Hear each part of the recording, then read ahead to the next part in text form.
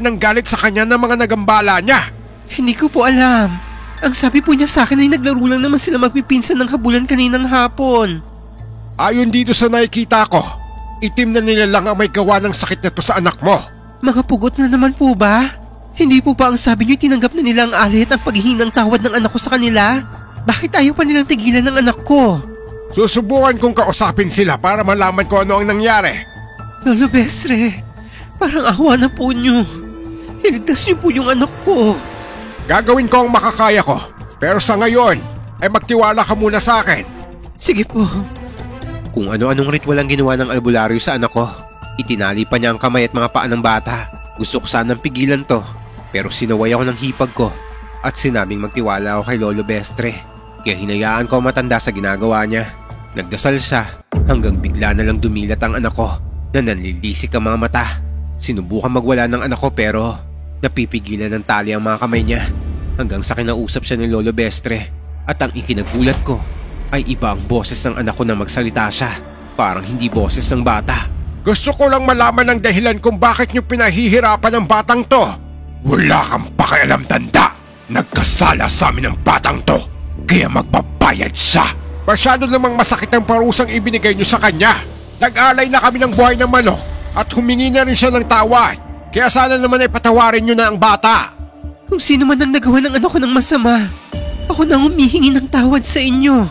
Bata pa po ang anak ko at hindi pa niya alam ang ginagawa niya. Maawa po kayo sa bata. Walang kapatawaran ang ginawa ng batang to.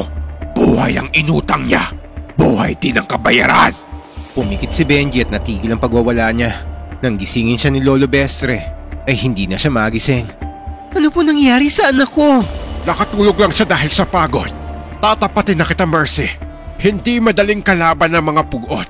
Malupit sila at hindi madaling magpatawad. Kung hindi sila makuha sa pakiusap at sa alay, wala na akong magagawa para matulungan ang anak mo. Po, ano pong gagawin ko? Bakit napakalupit naman nila sa bata?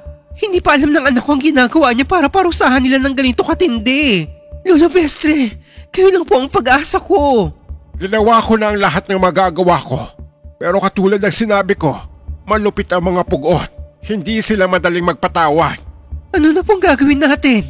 Hahayaan na lang ba nating patayin nilang anak ko? May kilala ako mas malakas na albularyo kaysa sa akin. Bukas ay dadaling ko siya sa inyo. Kinabukasan ay hindi pa rin bumubuti ang kalagayan ni Benji. Mas lalo pang lumalala ang mga pantal sa katawan niya. Kaya naisip kong dalhin siya sa ospital kahit malayo pa to. Hirap kami sa pagsakay ng jeep nito pero tiniis ko ang biyahe para lang sa kagalingan ng anak ko. Hapon na makarating kami sa ospital. Maliit na ospital lang yun at kulang pa sa gamit. Wala silang makitang sakit ng anak ko. Maraming test ang ginawa nila pero hindi nila malaman kung ano ang sakit ni Benji. Binigyan lang siya ng antibiotics at pain reliever para sa mga sugat at pantal niya sa katawan.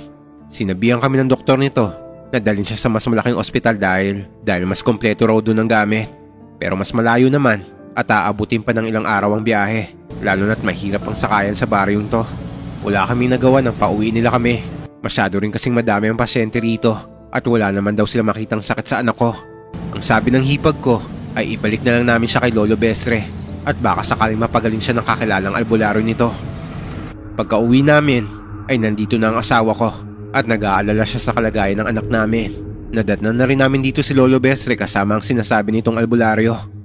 Mercy, ano ba nangyari sa anak natin? Bakit nagkaganyan siya? Pinarusahan daw ng mga pugot, John. Iuwi na natin si Benji.